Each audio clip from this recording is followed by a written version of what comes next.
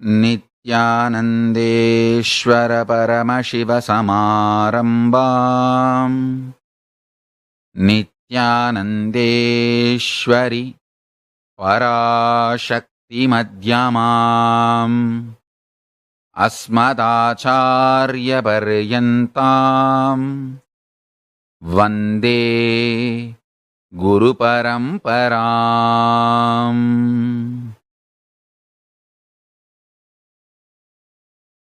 உங்கள் அனைவரையும் வணங்கி வரவேற்கின்றேன்.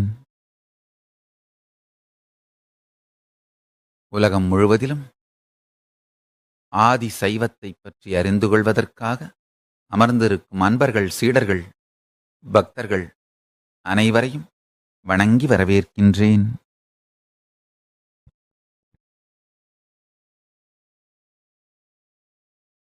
ஆழ்ந்து கேளுங்கள். ஆதி சைவத்தின் அறிமுகத்தை தெரிந்து கொள்ளுங்கள்.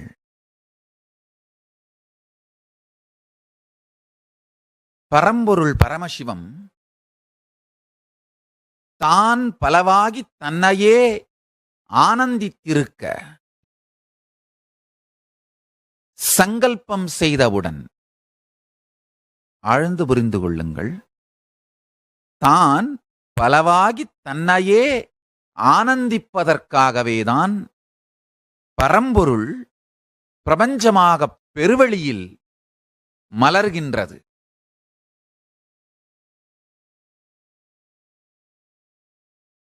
ஏன் இந்த பிரபஞ்சம், ஏன் இந்த உயிர் இயக்கம், ஏன் இந்த மொத்த விளையாட்டும் என்கின்ற கேள்விகளுக்கான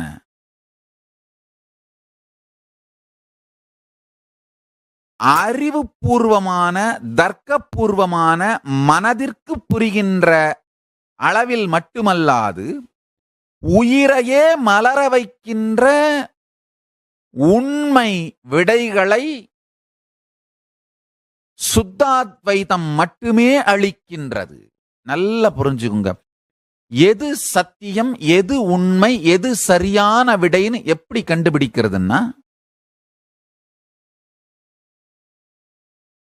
அந்த மகா சத்தியம், மெய்,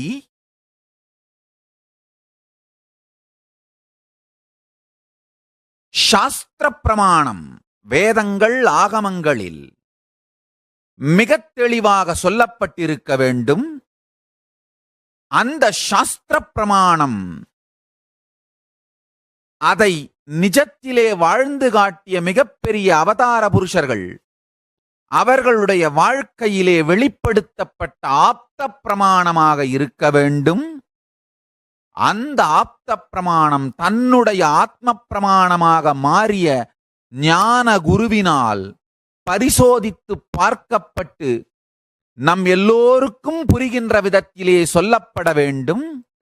சொல்லப்பட்ட அந்த சத்தியத்தை நாம் உபயோகப்படுத்தும் பொழுது அது பரமசிவனுடைய சக்திகளாக நமக்குள் மலர்ந்து நம் வாழ்வை அதே சத்தியத்திற்கு கொண்டு செல்லுகின்ற சாட்சி பிரமாணமாக மாற வேண்டும்.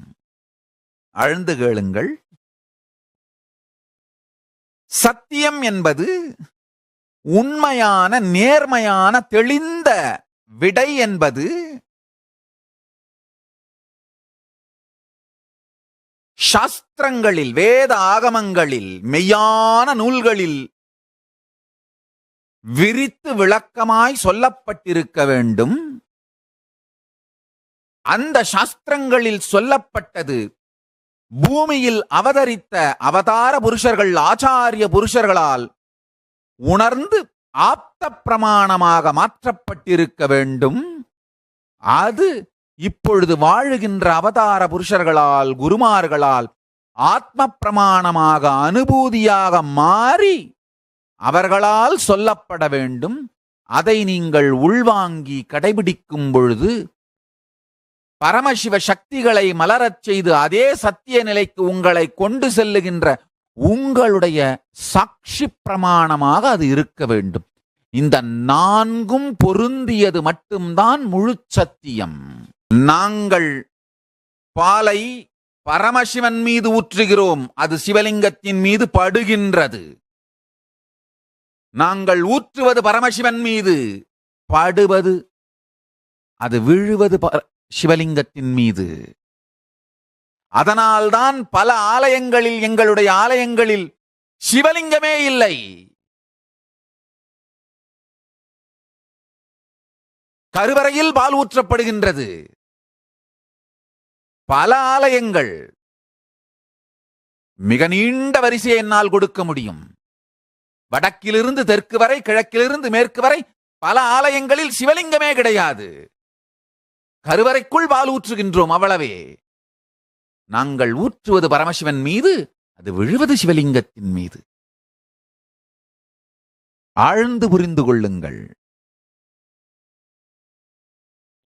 எந்த ஒரு சத்தியமும் சாஸ்திர பிரமாணம், ஆப்த பிரமாணம், ஆத்ம பிரமாணம், சாட்சி பிரமாணம் என்கின்ற 4 மூலமாகவும் பரிசோதிக்கப்பட்ட பின்பே அது முழு சத்தியமாக ஏற்றுக்கொள்ளப்பட வேண்டும், வாழப்பட வேண்டும். நல்லா புரிஞ்சுக்கோங்க. எந்த சத்தியங்களை உங்கள் வாழ்க்கையின் அடித்தளமாக, அடிப்பாகமாக நீங்கள் ஏற்றுக்கொள்ளுகின்றீர்களோ அதுதான் நீங்கள் சென்றடைய போகும் குறிக்கோளை நிர்ணயிக்கின்றது.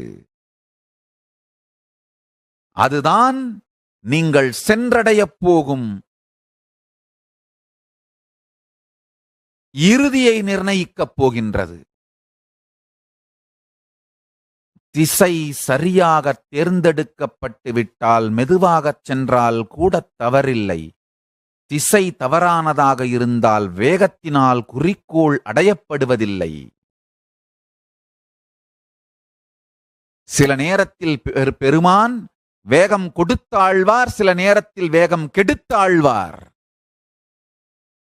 விவேகத்தோடு சேர்ந்திருந்தால் வேகம் கொடுத்தாழ்வது நன்மை, விவேகத்தோடு சேராதிருந்தால் வேகம் கெடுத்தாழ்வதே நன்மை.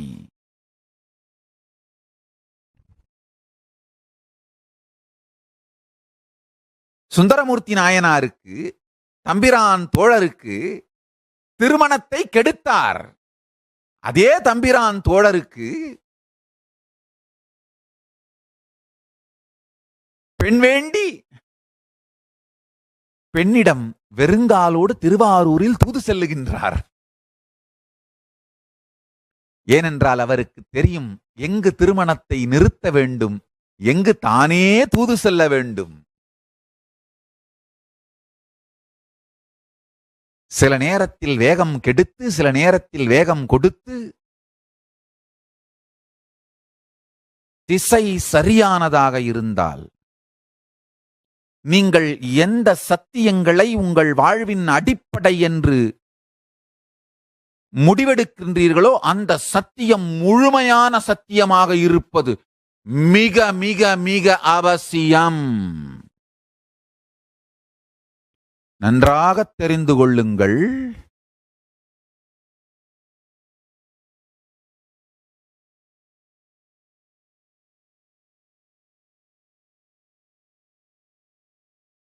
யார் வேண்டுமானாலும் தன்னுடைய அனுபூதி என்கின்ற பெயரால் எதைச் சொன்னாலும் ஏற்றுக்கொண்டு வாழ்க்கையை நாசமாக்காதீர்கள். இந்த 4 மூலமாகவும் பரிசோதிக்கப்பட்டு நிரூபிக்கப்பட்டால் மட்டுமே ஒன்று சத்தியம்.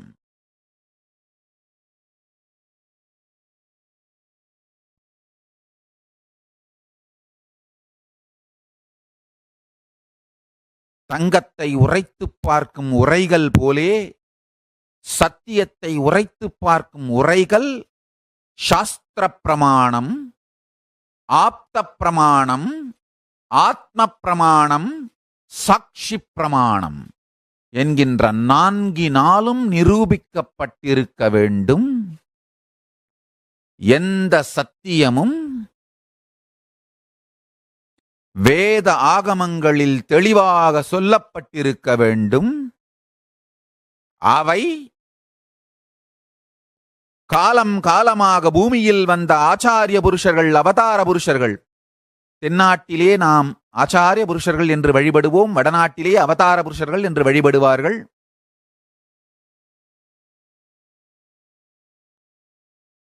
ஆச்சாரிய புருஷர்களோ அவதார புருஷர்களோ பூமிக்கு சாஸ்திர பிரமாணத்தை நிஜமாக்கி காட்டுவதற்காக வந்து தன்னுடைய வாழ்க்கையிலே அதை வாழ்ந்து காட்டி நிஜமாக்கி காட்டிய ஆச்சாரிய அவதார புருஷர்கள், ஆப்தர்கள், அவர்களுடைய வாழ்விலும் வாக்கிலும் பிரமாணமாக அது சொல்லப்பட்டிருக்க வேண்டும். பிறகு இப்பொழுது வாழுகின்ற குருவால், அவதார புருஷனால் தன்னுடைய ஆத்ம பிரமாணமாக அது உணரப்பட்டிருக்க வேண்டும்.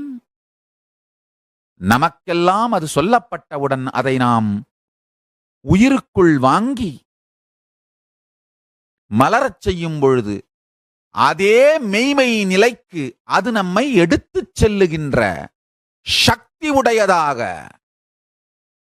சாட்சி பிரமாணமாக மாற வேண்டும். இந்த 4 உரைகளாலும் உரைத்து சத்தியம் என்று நிரூபிக்கப்பட்டவைகளை மட்டும் உங்கள் வாழ்க்கையின் பாகமாக மாற்றிக்கொள்ளுங்கள்.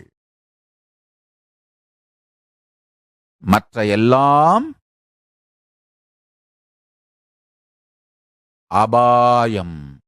அபயம் என்று நீங்கள் செல்லுகின்ற இடமே அபாயமாக இருந்தால்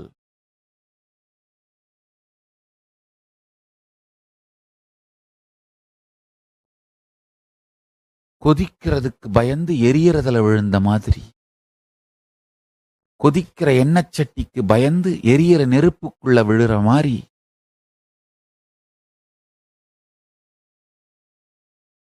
தமிழிலே ஒரு அருமையான வேதாந்த நூல் ஒன்று, கைவல்ய நவநீதம்னு. தமிழில் மாத்திரம்தான்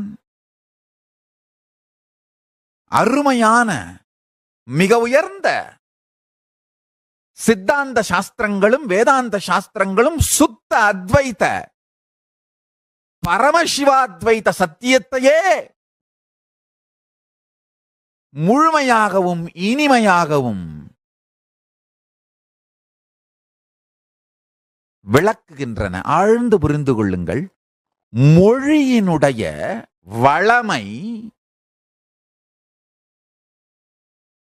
சத்தியங்களை சொல்வதற்கு தேவை. மிக உயர்ந்த சாஸ்திர பிரமாணங்களை சொல்லுகின்ற அளவிற்கு வளமை வாய்ந்த 2 மொழிகள்தான் உலகத்தில் உண்டு. அது தமிழும் சம்ஸ்கிருதமும். இருவரும் இரட்டை பிறவிகள். ஆழ்ந்து புரிந்து கொள்ளுங்கள். இந்த எது முந்தையது என்கின்ற ஒரு கேள்வியை வைத்து ஆதிசைவத்தையே நாசமாக்க முயற்சித்தார்கள். ஆழ்ந்து புரிந்து கொள்ளுங்கள்.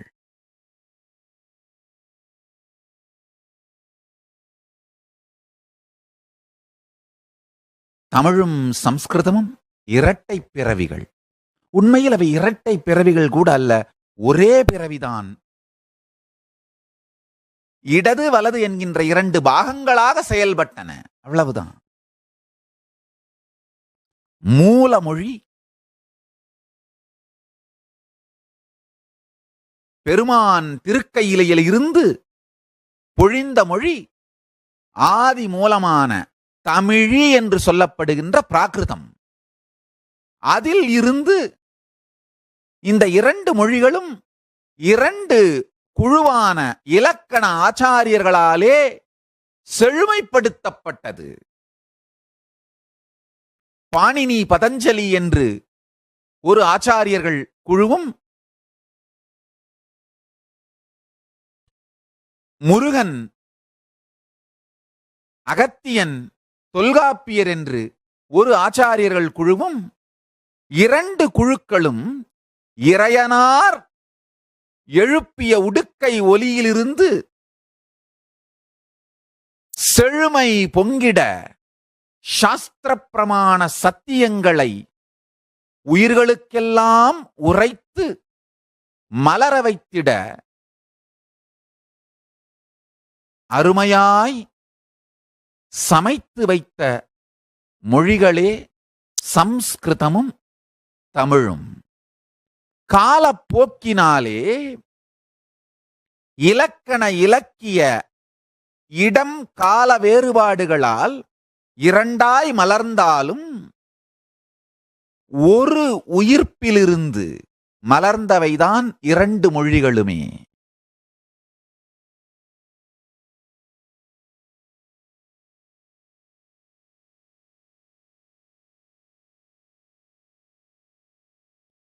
இரண்டையும் அழிக்க நினைப்பவர்கள்தான் இரண்டில் எது உயர்ந்தது என்கின்ற கேள்வியையே எழுப்புகிறார்கள். படுபாவிகள். தமிழ் உயர்ந்ததா சம்ஸ்கிருதம் உயர்ந்ததா என்கின்ற கேள்வியை எழுப்பி அந்த குழப்பத்தை மக்களுக்குள் உண்டாக்கி இரண்டையும் அழிக்க முயற்சிப்பவர்கள். அந்த இரண்டினாலும் சொல்லப்பட்ட சம்ஸ்கிருதியான ஆதி சைவத்தின் மீது நடத்தப்படும் தாக்குதல் தான் இந்த இரண்டு மொழிகளில் எது உயர்ந்தது என்கின்ற விதண்டாவாத தேவையில்லாத பிரச்சனை.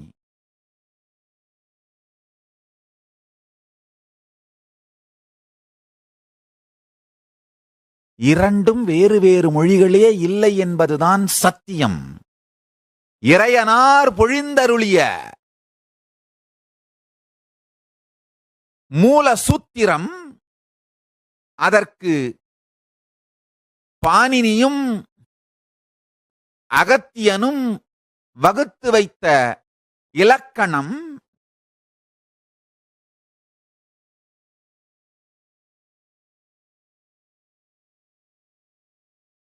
நல்லா ஆழ்ந்து புரிஞ்சுக்குங்க. ஒரு வார்த்தை உங்களுடைய காதில் விழும் பொழுது சில மூளைகள் விஷுவலைசேஷன் ரெஸ்பான்ஸ் ஃபர்ஸ்ட் பண்ணிட்டு வெர்பலைசேஷன் ரெஸ்பான்ஸ் பண்ணும். சில மூளைகள் வெர்பலைசேஷன் ரெஸ்பான்ஸ் ஃபர்ஸ்ட் பண்ணிட்டு விஷுவலைசேஷன் ரெஸ்பான்ஸ் அடுத்து பண்ணும்.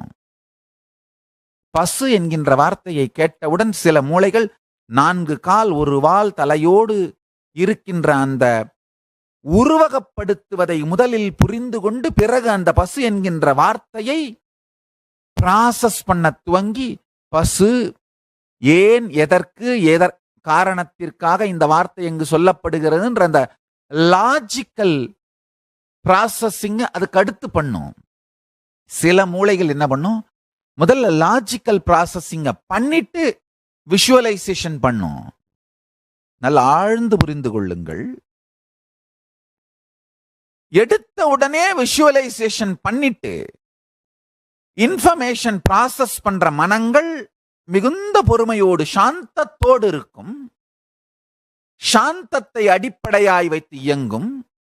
முதல்ல இன்ஃபர்மேஷன் ப்ராசஸிங் பண்ணிட்டு அப்புறமா விஷுவலைசேஷன் ப்ராசஸ் பண்ற மனங்கள் சக்தி மிகுந்தவையாக இருக்கும், சக்தி வெளிப்பாடுடையவைகளாக இருக்கும். சக்தியாக இருந்தாலும் சாந்தமாக இருந்தாலும் இரண்டுமே தவறில்லை. இரண்டையும் கடந்து மூலமான, இரண்டிற்கும் மூலமான ஆனந்தத்திலேயே நிலை பெற்று இருப்பவன் இரண்டு நிலைகளையும் கடந்து நாதம் பிந்து.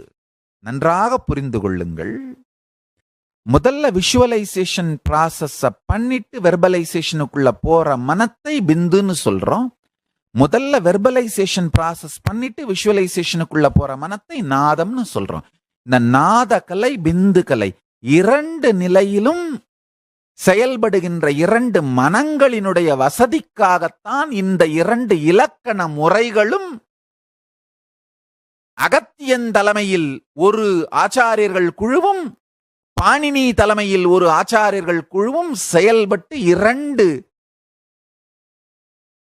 செம்மையான இலக்கணங்களாக பெருமானின் கரத்திருந்த உடுக்கை ஒலி சப்தத்தை விளக்கி உயிர்ப்பிக்கின்றார்கள்.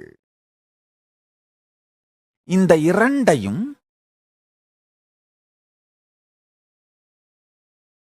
ஒரு இலக்கணத் தொகுப்பினை ஆதிசைவ சிவாச்சாரியார்களும், ஒரு இலக்கணத் தொகுப்பினை ஆதிசைவ வேளாளர்களும் தங்களுடைய வாழ்க்கையின் பொறுப்பாக ஏற்றுக்கொண்டு உலகத்திற்கு கொண்டு சென்று சேர்த்தார்கள். இவர்கள் இருவருக்கும் இடையிலே பிரச்சனையை ஏற்படுத்தி இவர்கள் இருவரும் பிரிந்தால் ஊர் இரண்டுபட்டால் கூத்தாடிக்கு கொண்டாட்டம் என்பது போல ஆதிசைவ சிவாச்சாரியார்களையும் ஆதிசைவ வேளாளர்களையும் பிரிப்பதற்காக செய்யப்பட்ட சதிதான் சம்ஸ்கிருதம் உயர்ந்ததா, தமிழ் உயர்ந்ததா? இந்த சதியில் சிக்கி ஆதிசைவ இனமே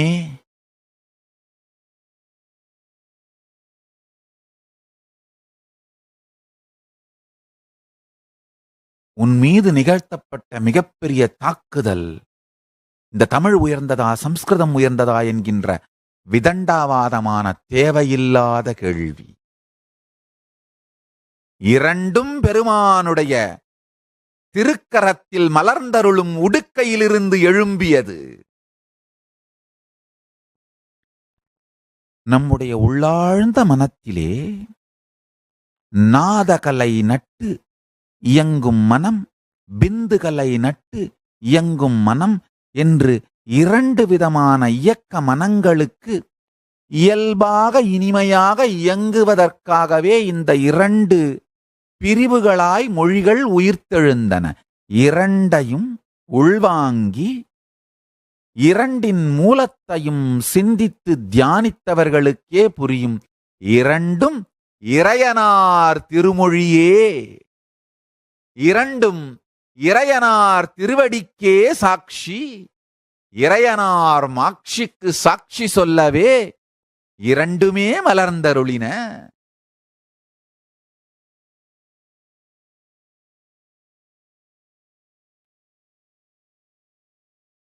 கைவல்ய நவநீதத்திலே சொல்லுவார்கள், இது ஒரு வேதாந்த நூல், அதனால் ஆதிசைவத்திற்கு புறம்பானது என்று நினைக்க வேண்டாம். ஆதிசைவம் பெருமான் திருக்கையிலையிலிருந்து உலகத்திற்கு தந்த எல்லா சத்தியங்களின் தொகுப்பு.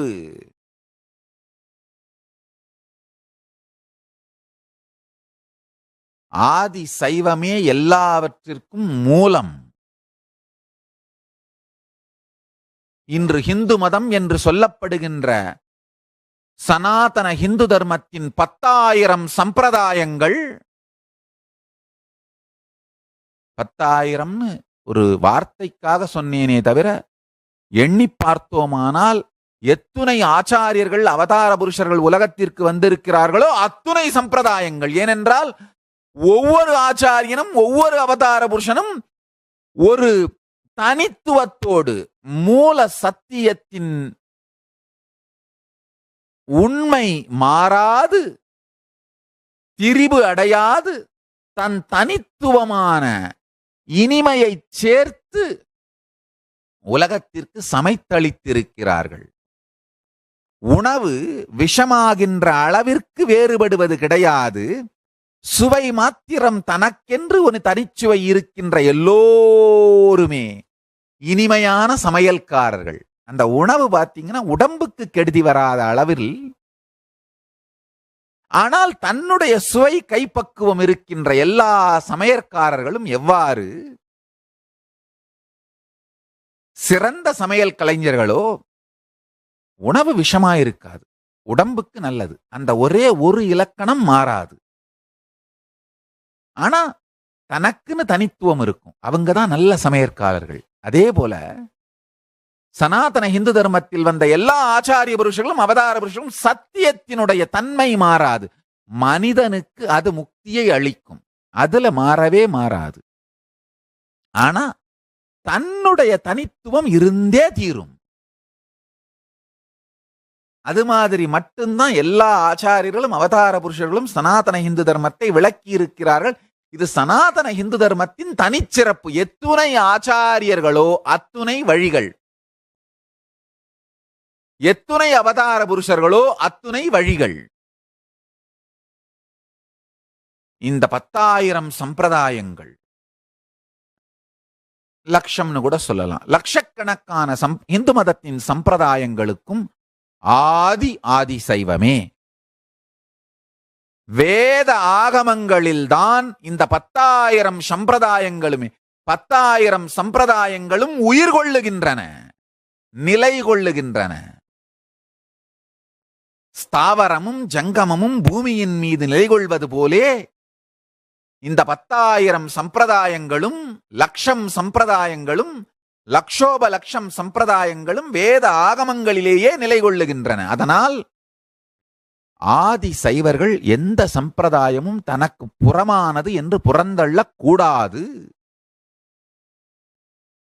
தாய் எவ்வாறு தவறே செய்தாலும் தன் மகனை புறந்தள்ளாது அவனை திருத்துகின்றாளோ, அவன் செய்வதை ஏற்றுக்கொள்ள வேண்டிய அவசியமல்ல. ஆனால் அவனை டிசோன் பண்ணக்கூடாது. அப்பா நீ செய்யறது தப்பா, நீ என் பையன் தான், என் பையங்கிறதுல கேள்வி கேட்க முடியாது, அதை மாற்ற முடியாது. நீ செய்யறது தவறு, சரி பண்ணிக்கோ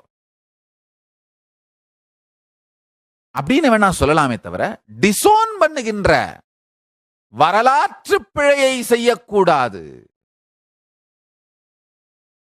பௌத்தம் சமணம் உட்பட எல்லா சம்பிரதாயங்களும் ஆதி சைவத்தை மூலமாக கொண்டே உயிர்த்திருக்கின்றன. அவர்களுடைய கருத்துக்கள் சிலது மாறியிருக்கலாம், திரிந்திருக்கலாம். திரிபினால் அவர்கள் சென்ற எல்லை சற்று அளவுக்கு தாண்டி இருந்திருக்கலாம். அவைகளை சொல்வதற்கு நமக்கு உரிமை உண்டு. எந்த இடத்திலே அவர்கள் இந்த 4 உரைகள் சாஸ்திர பிரமாணம், ஆப்த பிரமாணம், ஆத்ம பிரமாணம், சாட்சி பிரமாணம் என்கின்ற உரைகள் 4னாலும் உரைத்து பார்த்து எங்கு அது தங்கம், எங்கு அது தாமிரம், எங்கு அது குறை என்று சொல்வதற்கு ஆதிசைவர்களுக்கு உரிமை உண்டு. ஆனால் யாரையும் நீங்கள் எங்களுடைய மகன்கள், எங்களுடைய பிள்ளைகள் அல்ல என்று சொல்வதற்கு ஆதிசைவர்களுக்கு உரிமை இல்லை. ஆதி சைவம் அத்துணைக்கும் ஆதி.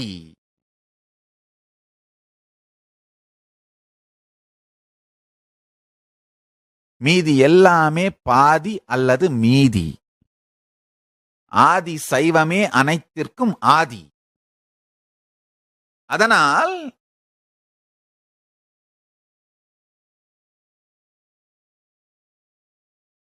வேதாந்தமோ சாங்கியமோ சாக்கியமோ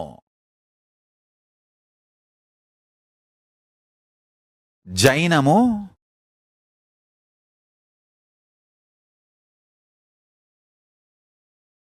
இன்னும் இந்த சனாதன இந்து தர்ம பூமியில்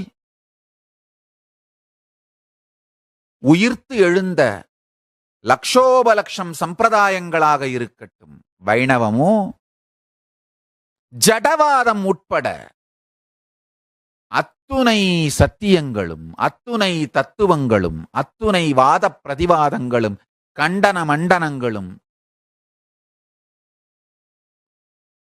ஆதிசைவம் சார்ந்தே எழுகின்றன. சிலது ஏற்றுக்கொள்ளும், சிலது எதிர்க்கும். ஆனால் மூலம் ஆதிசைவம் என்பதை யாரும் மறுக்க முடியாது. பெருமான் இறையனார் இவ்வுலகிற்கு வாழும் வழியை முதலாய் திருவாய் மலர்ந்து அறிவித்தது வேதங்கள், ஆகமங்கள். தனி வார்த்தைகளை கூட உபயோகிப்பது தவறு. வேதங்கள், ஆகமங்கள் என்கின்ற வார்த்தை தவறு. வேதாகமங்கள் என்கின்ற வார்த்தையே சரி. வேதங்கள், ஆகமங்கள் என்கின்ற வார்த்தையை மன்னிப்பு தெரிவித்து ஐ அம் வித்ட்ராயிங், அந்த வார்த்தைகளை பின்னெடுத்துக் கொள்ளுகின்றேன். வேதாகமங்கள் என்கின்ற வார்த்தையே சரியானது. ஏனென்றால் எம்பெருமான் தன்னுடைய எல்லா திருமுகங்கள் மூலமாக அகோரம் சத்யோஜாதம் தத்புருஷம் வாமதேவம் ஈசானம் எனும் எல்லா திருமுகங்கள் மூலமாக ஒரே நேரத்தில் மலர்ந்து அருளிய சத்தியங்கள் வேதாகமங்கள். வேதம் ஆகமம் என்று தனித்தனியாக சொல்வதே சிவ அபராதம், தவறு. இந்த வேதாகம சத்தியங்களை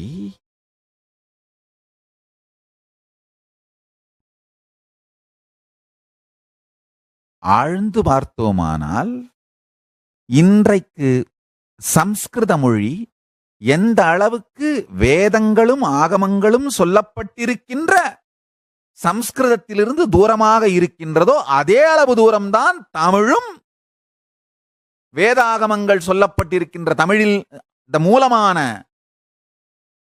தமிழில் இருந்து இருக்கின்றது. நன்றாக புரிந்து கொள்ளுங்கள். மூல மொழி சம்ஸ்கிருதம் என்கின்ற வார்த்தையாலோ தமிழ் என்கின்ற வார்த்தையாலோ சுட்டப்படாது. தமிழி பிராகிருதம் என்கின்ற வார்த்தையாலே சுட்டப்பட வேண்டும். எந்த வார்த்தைகளால் பெருமான் திருவாய் மலர்ந்தருளி வேதாகமங்கள் சொன்னாரோ அந்த வார்த்தைகளின் தொகுப்பை நாம் தமிழி அல்லது பிராகிருதம் என்கின்ற வார்த்தையால் மட்டும்தான் சொல்ல வேண்டும். அதற்கு பிறகு 2 ஆச்சாரியர்கள் குழு, பாணினி சார்ந்தும் அகத்தியர் சார்ந்தும், நான் சொன்ன மாதிரி ஒரு சப்தத்தை கேட்கும் பொழுது நாதாந்தமாய் அதை உள்வாங்குகின்ற ஒரு ஆச்சாரியர்கள் குழுவும், விந்தாந்தமாய் அதை உள்வாங்குகின்ற ஒரு ஆச்சாரியர்கள் குழுவும் 2 முறையான இலக்கணங்களாய் அதை வகுத்து தொகுத்து 2 மொழிகளாய் உயிர்ப்பித்தார்கள்.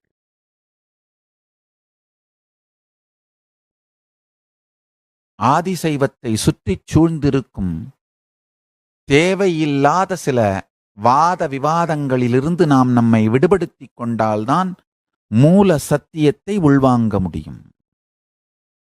கைவல்ய நவநீதத்தை பற்றி சொல்லிக் கொண்டிருந்தேன். ஒரு வார்த்தை, ஆனவி மனைவி மக்கள் அர்த்த வீடனைக்கண் மூன்றும் காணவர் வலையில் பட்டு கைதப்பி ஓடுமான் போல் போனவன் வெறுங்கையோடே போகாத வண்ணஞ்சென்று ஞான சத்குருவைக் கண்டு நன்றாக வணங்கினானேன்.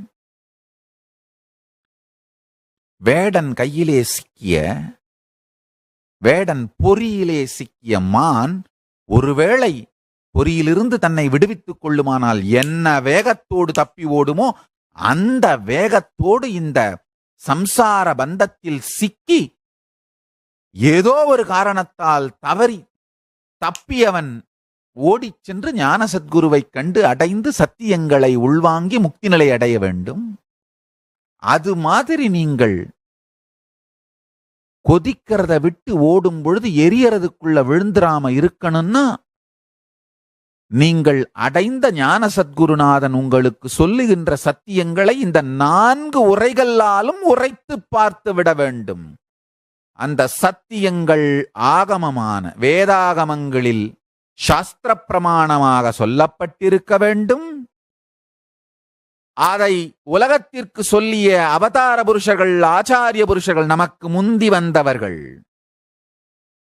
முந்தைய சன்னிதானங்கள், முந்தைய ஜெகத்குருமார்கள், முந்தைய ஆச்சாரிய புருஷர்கள், அவதார புருஷர்கள் ஆப்த பிரமாணமாக அதை வாழ்ந்து உலகத்திற்கு சொல்லியிருக்க வேண்டும். அது உங்களுக்கு நேரடியாக சொல்லுகின்ற குருநாதனுக்கு, ஞான சத்குருநாதனுக்கு ஆத்ம பிரமாணமாக மாறியிருக்க வேண்டும். அந்த ஆத்ம பிரமாணத்தை நீங்கள் உள்வாங்கி அதை வாழும் பொழுது உங்களை அதே சத்தியத்திற்கு, பரமசிவத்துவ நிலைக்கு கொண்டு செல்லுகின்ற அனுபூதியை அளித்து உங்களுக்கு அது சாட்சி பிரமாணமாக மலர வேண்டும். பிறகு மட்டும்தான் அது சத்தியம். எங்க முந்தைய சன்னிதானம் 291 சோமசுந்தர ஞானசம்பந்த தேசிக பரமாச்சாரிய சுவாமிகள் அவங்க அருமையா ஒரு 10 நூல்கள் எழுதியிருக்காங்க. சிலது சிறு சிறிதாகவும் சிலது கொஞ்சம் 200-300 பக்கங்கள் உடையதாகவும் இந்த சத்தியங்களை ஆராய்ந்து வகுத்து சொல்வதை பத்தி ரொம்ப அழகா சொல்லியிருக்காங்க. அடுத்தடுத்த சத்சங்கங்களிலே அவங்களுடைய ஆப்த பிரமாணம் அதைகளை உங்களோடு பகிர்ந்து கொள்ளுகின்றேன். அதே மாதிரி தொண்டை மண்டலம் 230 ஞானப்பிரகாச தேசிக பரமாச்சாரிய சுவாமிகள் என்னுடைய தீக்ஷா குருநாதர். சிவதீட்சை, சமயதீட்சை இவைகளையெல்லாம் சிறு வயதிலேயே சமயதீட்சையும் மற்ற முறையான தீட்சைகளை முதலையாக செய்து வைத்தவர்கள்.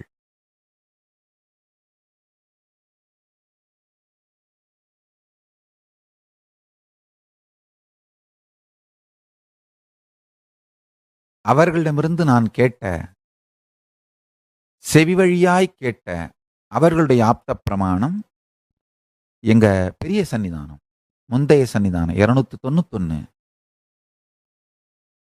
ஸ்ரீ சோமசுந்தர ஞானசம்பந்த தேசிக பரமாச்சாரிய சுவாமிகள் அனுபூதிவான், தானே அனுபூதி அடைந்து சைவத்திற்கு ஒரு மிகப்பெரிய மறுமலர்ச்சியை செய்வதற்காக அந்த காலகட்டத்திலே அவர்கள் அருளாட்சி செய்து வந்த காலகட்டத்திலே சைவத்தின் மீது மிகப்பெரிய தாக்குதல்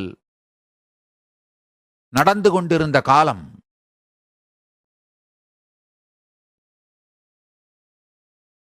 ஆனால் தளராது பெரிய திருமேனி, அழகான திருமேனி, பார்ப்பதற்கே அவ்வளவு அற்புதமா இருப்பாங்க. தளராது அந்த பெரிய திருமேனியை தூக்கிக் கொண்டு ஊர் ஊராகச் சென்று சைவம் பரப்பும் பெருந்திருப்பணி அந்த காலகட்டத்திலே செய்திருக்கிறார்கள். நூல்களை வடித்திருக்கிறார்கள்.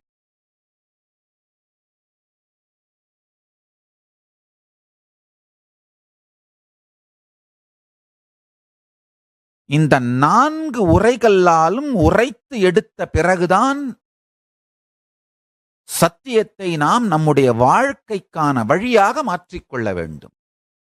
ஆதியிலே பரமசிவ பரம்பொருள் தானே தன்னை அனுபவிப்பதற்காக பலவாக மலர்ந்தருளி பிரபஞ்சமாய் வெளிப்பட்டு கோள் மண்டலங்கள், கோள்கள் என்று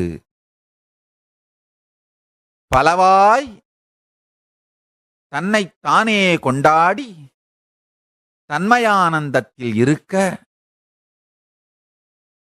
பூமியிலே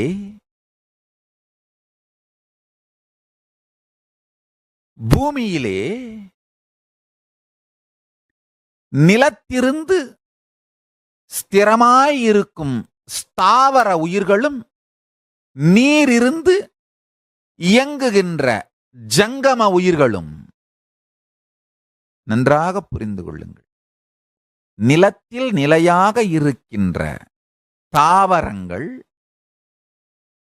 புல், பூண்டு, ஆல், அருகு இவைகள் மலர்ந்து நீருக்குள்ளிருந்து இயங்குகின்ற அமீபா, மீன் இதுபோன்ற உயிர்கள்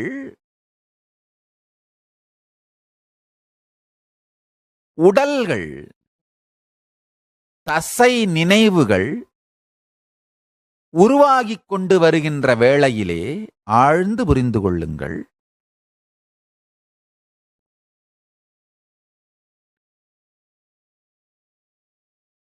மசில் மெமரிஸ் அது மட்டும்தான் உருவாகி வந்துட்டு இருந்தது. அது மெதுமெதுவா வளர்ச்சி அடைந்து பயோமெமரி லெவலுக்கு மாற ஆரம்பிச்சது. நல்லா புரிஞ்சுக்குங்க. வேத ஆகமங்களை சார்ந்து சாஸ்திர பிரமாணம், ஆப்த பிரமாணம், ஆத்ம பிரமாணம் உங்களுக்குள் சாட்சி பிரமாணமாக மாறக்கூடிய மெய்மை ஆதிசைவத்தை சார்ந்து இன்டெகிரிட்டி மாறாம, ஆதிசைவத்துக்கு நேர்மை மாறாது பிரபஞ்சத்தின் உண்மைகளை, சத்தியங்களை உங்களுக்கு சொல்லிக் கொண்டிருக்கிறேன். ஆழ்ந்து கேளுங்கள். பல மிகப்பெரிய பிரபஞ்சத்தின் ரகசியம் சார்ந்த கேள்விகளான டார்வினோட பரிமாண கொள்கை உண்மையா? டார்வின் சொல்ற பரிணாம கொள்கை உண்மையா? இல்ல இந்து மதம் சொல்லுகின்ற மனிதன் இறைவனிலிருந்து இறங்கி வந்தான் என்பது உண்மையான்ற இந்த எல்லா விதமான கேள்விகளுக்குமான விடை இந்த சத்தியத்தில் இருக்கின்றது. ஆழ்ந்து புரிந்து கொள்ளுங்கள். சூரியனுடைய தாக்கம் நிலத்தின் மீது விதைகளாக மலர்ந்து தாவரங்கள் உருவாக, சந்திரனின் தாக்கம் நீரின் மீது, கடலின் மீது விழுந்து மீன்கள் எனும் இயங்கும் உயிர்களாக மலர நன்றாக புரிந்து கொள்ளுங்கள். நிலம் சார்ந்த தாவரங்களும் நீர் சார்ந்த உயிர்களும் மலர்ந்து கொண்டே வரும் பொழுது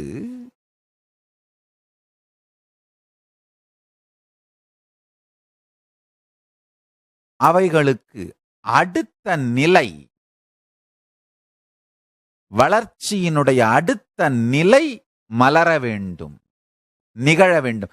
பிரபஞ்சம் காரணம் இல்லாத மங்களத்துவம், சிவம் காரணம் இல்லாது எப்போதும் வெளிப்பட்டு கொண்டிருக்கும், வளர்ந்து கொண்டே இருக்கும், மலர்ந்து கொண்டே இருக்கும் மங்களத்துவம். வளருதல் என்கின்ற வார்த்தையை விட மலருதல் என்கின்ற வார்த்தை சரியானது. மலர்ந்து கொண்டே இருக்கும் மங்களத்துவம் சிவம்.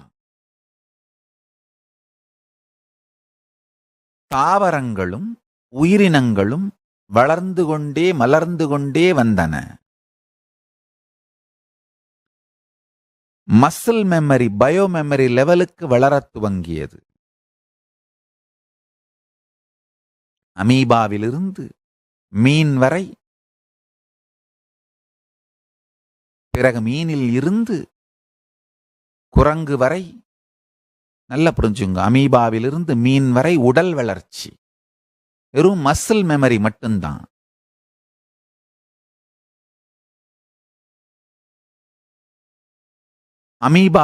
மீனிலிருந்து குரங்கு வரை நிகழ்ந்த வளர்ச்சி muscle memory plus bio memory.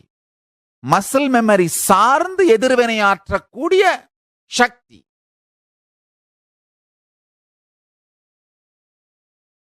தனித்துவமான எதிர்வினையாற்றக்கூடிய சக்தி இவைகள் எதற்கும் கிடையாது. உயிர்ப்பு என்கின்ற தனித்துவமான எதிர்வினையாற்றக்கூடிய சக்தி, ஸ்ட்ராட்டஜி பண்ணக்கூடிய எக்ஸிஸ்டன்ஸ், இவைகள் எதற்கும் கிடையாது. சூரியன், சந்திரன் இவைகளின் தாக்கத்தால்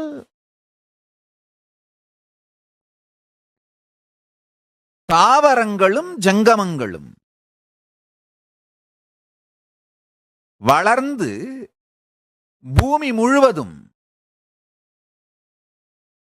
மலர்ந்திருந்தன. ஆனா உயிரினங்கள் அடுத்த நிலைக்கு செல்ல வேண்டும், அடுத்த நிலைக்கு சென்றாக வேண்டும், அடுத்த நிலை பரிமாணம் நிகழ்ந்தாக வேண்டும். அதனால பரமசிவ பரம்பொருளின் வலது கண்ணான சூரியனையும் இடது கண்ணான சந்திரனையும் பெருமாட்டி பராசக்தி சற்றே நேரம் பற்றுகின்றாள். அப்பதான் மூன்றாவது கண் திறந்து உயிர்ப்பு தன்மை பிரபஞ்சத்திற்குள் நிகழ வேண்டும்.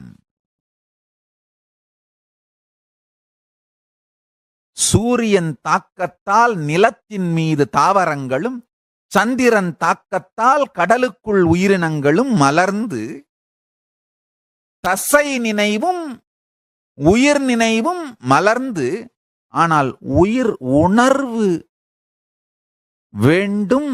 அடுத்த நிலைக்கு உயிர்கள் செல்ல வேண்டுமானால் உயிர் உணர்வு வேண்டும். பயோ மெமரி வேணும். பயோ மெமரியிலிருந்து பயோ எனர்ஜிக்கு மூவ் ஆகணும். தசை நினைவு, மசில் மெமரி, அதிலிருந்து வளர்ந்து பயோ மெமரி, உயிர் நினைவு, அதிலிருந்து வளர்ந்து உயிர் சக்தி அப்படிங்கிற நிலைக்கு போயாகணும். அதை நடத்தியாக வேண்டிய பொறுப்பு தாய் பராசக்திக்குத்தான் இருக்கின்றது. அதனாலதான் சில நேரத்தில் இந்த புராண ஆசிரியர்கள் விளையாட்டாய் தேவி பெருமானுடைய வலது கண்ணையும் இடது கண்ணையும் மறைத்தார்கள் சொல்வாங்க. அது விளையாட்டுங்கிற வார்த்தைக்கு லீலையாக என்கின்ற பொருளை எடுத்துக்கொள்ள வேண்டும். பிரபஞ்சத்தை அடுத்த நிலைக்கு கொண்டு செல்ல வேண்டியதற்காக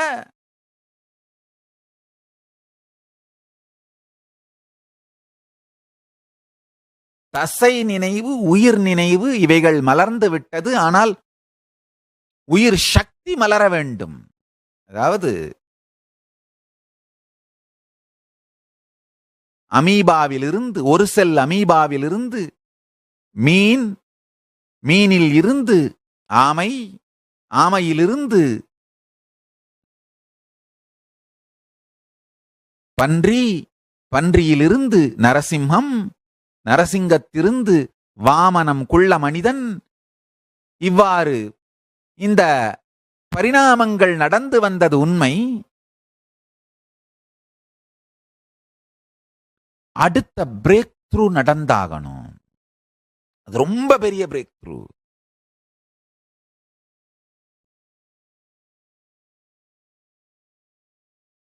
சில பேர் என்கிட்ட கேட்கறது உண்டு, நாம குரங்கிலிருந்து வந்தோமா டார்வின் சொல்ற மாதிரி, இல்ல கடவுள்ல இருந்து வந்தோமா இந்து மதம் சொல்ற மாதிரி. நன்றாக புரிந்து கொள்ளுங்கள். குரங்கில் இருந்து வந்த பயோ மெமரியும் பெருமான் பரமசிவ பரம்பொருளிடமிருந்து வந்த பயோ எனர்ஜியும், பெருமானிடம் இருந்து வந்த உயிர்ப்பு தன்மையும், குரங்கினிடமிருந்து மேம்பட்டு வந்த உடற்பு தன்மையும் இணைந்த சிச்சட கிரந்திதான் மனிதன். அந்த உயிர்ப்பு தன்மை மூன்றாவது கண்ணில் இருந்து உலகத்தின் மீது பட வேண்டும். அப்ப ஒரே வழி, சூரியனையும் சந்திரனையும் சற்றே நேரம் திசை மாற்ற வேண்டும். அதை செய்வதைத்தான் பெருமாட்டி செய்தாள். நல்லா தெரிஞ்சுக்கோங்க. உங்களுடைய 2 கண்ணையும் மேல பொருத்தனீங்கன்னா 3வது கண் திறந்துரும். அதைத்தான் மிக அழகாக பெருமாட்டி விளக்குகின்றாள். விளையாட்டாக, லீலையாக பெருமானுடைய சூரியன் சந்திரனான 2 கண்களையும் பற்றுகின்றாள் தாயார் பராசக்தி. பரமேஸ்வரி 2 கண்களையும் பற்றிட பெருமான் 3வது கண் மலர்ந்து உயிர்ப்பு பிரபஞ்சத்தின் மீது விழுந்து உயிர்கள் மலருகின்றன. மலர்ந்த உயிரை மனித இனமாக மலர்த்திட தானே காஞ்சிபுரத்திற்கு வருகின்றாள். சில பேர் கதை எழுதும் பொழுது பெருமாட்டி பெருமானுடைய திருக்கண்களை பற்றியதனால் உலகம் துக்கத்திற்கு ஆளானது, பெருமாட்டியே ஆனாலும் பிராயச்சித்தம் செய்திட, தவம் செய்திட வந்தாள். ஐயா, என்ன இந்த வார்த்தைகளுக்கெல்லாம் ஏதாவது பொருள் இருக்கின்றதா? பெருமாட்டி தவறு செய்வாளா? பரம்பொருள் பரமசிவத்தின் உயிர்ப்பு தன்மையாக இருக்கின்ற பராசக்தி அவள் செய்வது எதுவுமே தவறில்லை. நமக்கு முழுமையாய் புரியாததால் ஏதாவது வார்த்தைகளை எழுதி வைத்து விடாமல் சத்தியத்தை உள்ளது உள்ளபடி சொல்லுகின்றேன், உள்வாங்கிக் கொள்ளுங்கள். உயிர்நிலை அடுத்த நிலைக்கு சென்று மலருவதற்கு மூன்றாவது கண்ணில் இருந்து பயோ எனர்ஜி, உயிர்ப்பு சக்தி உலகத்திற்குள் இறங்க வேண்டும். அப்படின்னா இந்த இரண்டு கண்களும் சூரியனும் சந்திரனும் அக்னிக்குள் மலர்ந்து, மூன்றாவது கண் மலர்ந்து உயிர் சக்தி பூமிக்குள் இறங்க வேண்டும். அதைத்தான் பெருமாட்டி செய்கின்றாள். உயிர் சக்தி பூமிக்குள் இறங்கியவுடன் அதை மனித இனமாக மலரச் செய்து, ஒரு குழந்தை பிறந்தவுடனேயே பாலூட்டி சீராட்டி தாலாட்டி அதை மலரச் செய்து, சுதந்திரமாக அது வாழத் துவங்கும் வரை காப்பாற்ற வேண்டிய பொறுப்பு தாயாருக்கு என்பதனால் பராசக்தி பார்வதி தேவியார் காமாட்சியாக காஞ்சிபுரம் வருகின்றாள். மண்ணுக்கு வருகின்றாள். மண் தலமான காஞ்சியம்பதிக்கு வருகின்றாள். வந்து இந்த உயிர்களையெல்லாம் மலரச் செய்து, மூன்றாவது கண்ணிலிருந்து பெருமான் உலகிற்கு அளித்த உயிர்களை மலரச் செய்து மனித இனமாக மலரச் செய்கின்ற திருப்பணியை செய்கின்றாள். அடுத்து நடந்தது என்ன? தொடர்ந்து ஆதிசைவம் சத்சங்கத்தை பாருங்கள். அன்னை காமாட்சி அடுத்து என்ன செய்தாள்? நாளை காண்போம். எல்லோரும் பரமசிவ பரம்பொருளின் நிலையிலும் உணர்விலும் சக்தியிலும் மலர்ந்து, நித்யானந்தத்தில் நிறைந்து நித்யானந்தத்தில் மலர்ந்து நித்யானந்தத்தில் கரைந்து நித்யானந்தமாகிட ஆசீர்வதிக்கின்றேன். ஆனந்தமாக இருங்கள்.